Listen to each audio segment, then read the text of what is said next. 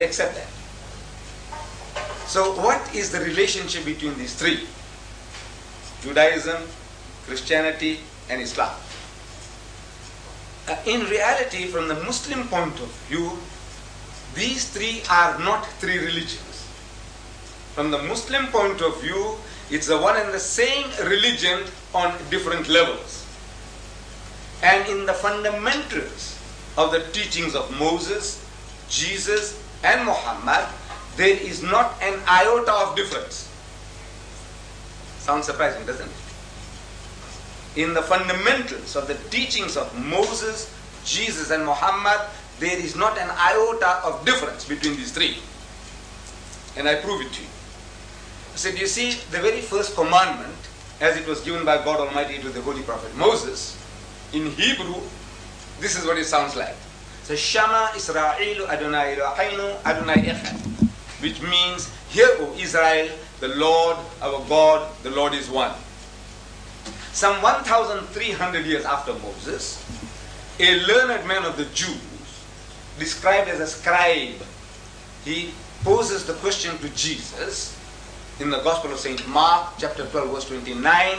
He said, Master, in the Hebrew language, Rabbi, what commandment is the first of all? And Jesus answers and says unto him in the Hebrew language, Shama Israelu Adonai Eloheinu Adonai Echad. Hear, O Israel, the Lord, our God, the Lord is one. He repeated word for word what was given by Moses some 1,300 years before. Not an iota of difference in the fundamental as given by Moses and Jesus. Coming to Muhammad, some 600 years later, after Jesus Christ, a Christian deputation approaches Muhammad in Medina, and they have a discussion, a dialogue for 3 days and 3 nights. During the course of this dialogue, the spokesman for the Christian poses the question. He said, "Oh Muhammad, all right, tell us now, what is your concept of God?" And Muhammad, as the Muslims believe, was made to say, on the authority of God, in the Arabic language, he said, "Qul huwallahu ahad." Say, He is God, the one and only. Muhammad said, Ahad. Jesus said, Echad. Moses said, Echad. I'm asking, what is the difference? Actually, it is the same word meaning the same thing. The difference between Ahad and Echad in Arabic, it was a blackboard here, I would have written it for you. If I wrote Ahad, and to make it into Echad, I just have to put a dot on the Ha. It becomes Ha. That's all. It's only the difference of a dot in the calligraphy, in writing. But in the meaning, the sense, 100% the same. So we Muslims, we say that in the fundamentals of the teachings of the prophets, no difference. Then these differences that are there, we say these were out of necessity. See, Islam, we say, is the culmination of the teachings of Moses and Jesus, brought to perfection. The Holy Prophet Moses, we Muslims, we accept him as our own prophet, as we accept all the Jewish prophets as our prophets. That Moses was catering for the needs of his people. They had just been rescued from the Egyptian bondage. They were traveling in the Sinai Peninsula, oasis to oasis. A nation under those circumstances needed a law that would give them quick justice, an eye for an eye and a tooth for a tooth. There was no time for lengthy litigations. There was no time for putting a man in prison. That antisocial character, the adulterer, kill him, stone him to death, get rid of him. It was more merciful to kill him, stone him, than to leave him in the desert to die of hunger and thirst. And he becomes an object lesson for others. He said, you see, this guy here, according to our system, he could have had 100 wives. Because there was no law. There was no law among the Jews as to the limit of the wives. Solomon, if you read the Holy Bible, we are told, had 1,000 wives and concubines. 700 wives and 300 concubines. Altogether 1,000. There was no law against the number of wives that one could have. So, under those circumstances, if one was not enough, you could have taken another. If 2 were not enough, you could have taken 4. Why did you go and interfere with somebody else's property? Despoiling somebody else's rights? This guy, he deserves death. Stone him to death. And to me, this is the law. Eye for an eye, tooth for a tooth. Eye for an eye. Quick justice. Get moving. There's work to be done.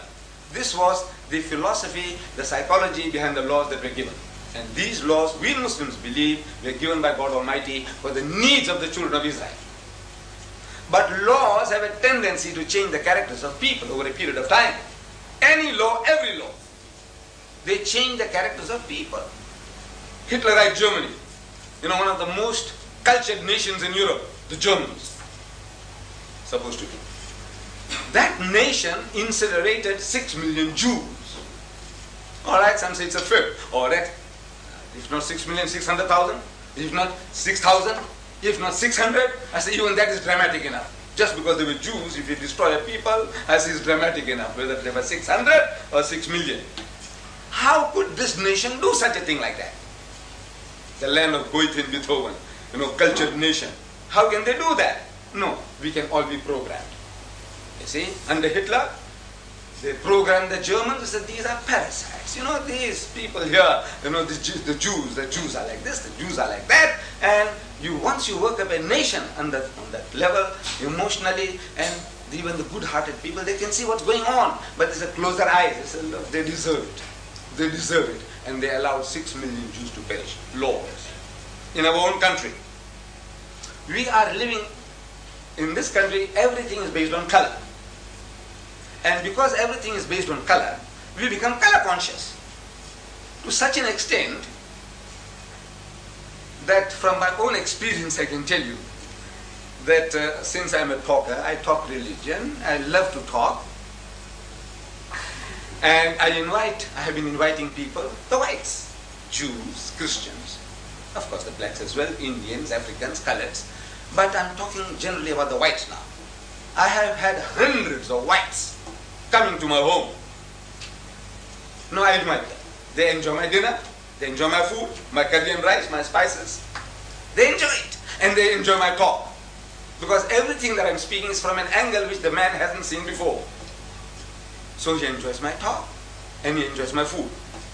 But no white man has ever invited me to his home for a cup of tea. Yet. And I asked them, they meet me subsequently in the street.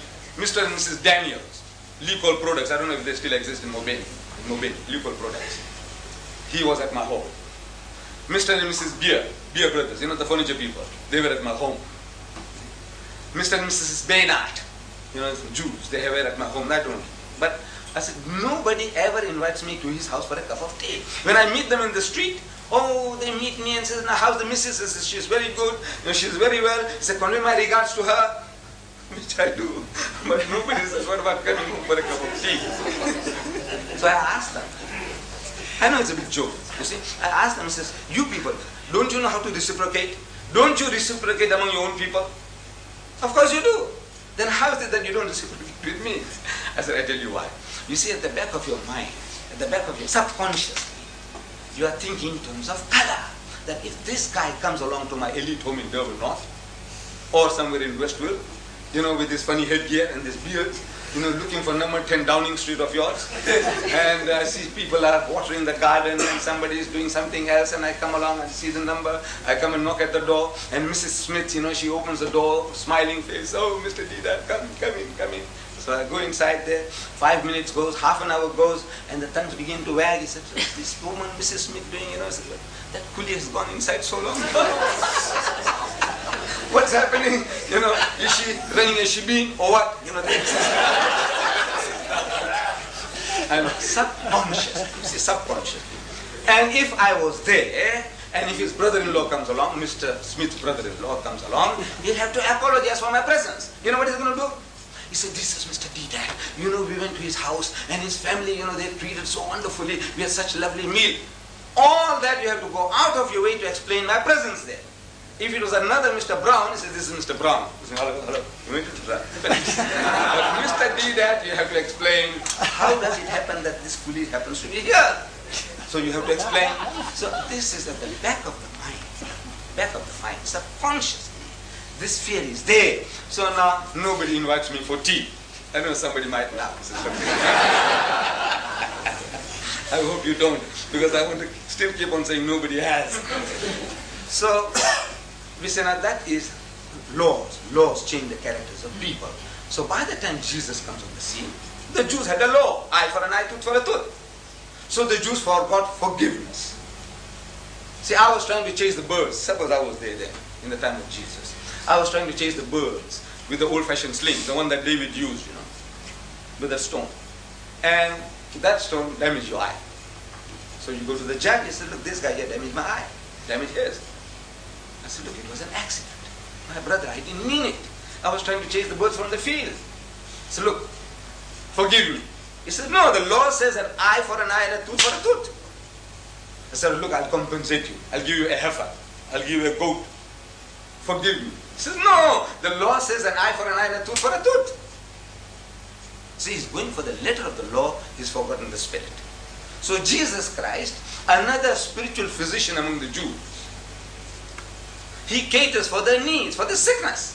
The man has forgotten forgiveness. So now he said, you must forgive and forgive. How many times, Lord? He says 70 times 7. That's in the Bible, in the New Testament. 70 times 7. Calculate 490. 490. Are you going to take them literally? You're going to start counting? You say, look, this is 10 times. Huh? Now you have did 99 times. Huh? And now you have done 200 times. What it means is indefinite. He said, turn the other cheek. He said, if somebody says, it has been said that of old time, an eye for an eye and a tooth for a tooth. But I say unto you, resist not evil. He who strikes you in the right cheek, give him the other. If a man takes away your coat, give him your cloak also. If a fellow makes you to walk 1 mile, walk with him 2. He said, agree with thine adversary quickly while thou art with him on the way, before he takes you before the magistrate and makes you to part with your last farthing. Beautiful remedy for a sickness. But I said, you haven't got that sickness. I was telling the British, I was there in London in July, and I was on BBC. Somebody started, throwing stones at the Muslims. Jihad, jihad war, holy war. So I was telling them on BBC one, I said, you see, this holy war that we are talking about is a war of defense. You've got to defend yourself, your person, your possession, your faith, everything that is valuable, you have to defend it with your life. And I said, you British, you did it. You did the very same thing when Hitler wanted to invade Britain. I heard Churchill, I was young then, but I was hearing Churchill on the radio. He said, we'll fight them on the beaches, we'll fight them in the air, and we'll fight them in the sea, even with broomsticks. He said that, with broomsticks, you prepared to fight. And you fought, you defended yourself. And then when the time came, you extended your hostilities. You started bombing Berlin and München and what not. You did everything you did. I said, you were entitled to do. As Gibbon, the master historian, he says that in the state of nature, every person has a right to defend his person and his possession and to extend his hostilities to a reasonable amount of satisfaction and retaliation. In the state of nature, everyone has a right to do that. If you had the right to do that, we also have the right to do that. But now, I said, you people are good Christians. You were supposed to turn the other cheek. You were supposed to give your cloak when the man took away your coat. So when Hitler wanted to invade Britain, what you good Christian ought to have done is to tell Hitler, come, open arms, come, take over Britain and our empire as well. That is what you should have done, because you were supposed to turn the other cheek. You were supposed to give away your cloak. You were supposed to walk 2 miles instead of 1. So I says, no, these are all, we say, in the evolution of religion. This is how God Almighty, He caters for your needs, your sicknesses. From time to time, if the sickness changes, the remedy changes. The sickness changes, the remedy changes. So in that evolution of religion, we Muslims believe that Islam is the fulfillment of the teaching of Moses and Jesus. Actually, in real fact, we say it is one religion on different levels. However, if you have any questions, I'll be very, very happy to answer. Because I have been warned. He says, much time has passed already. We were supposed to start at 5:30. I have been here from 4:45. I thought I was the only speaker. 5:30, I'm going to get going. But now, however, I'm very, very grateful to Mrs. Toms for this privilege. And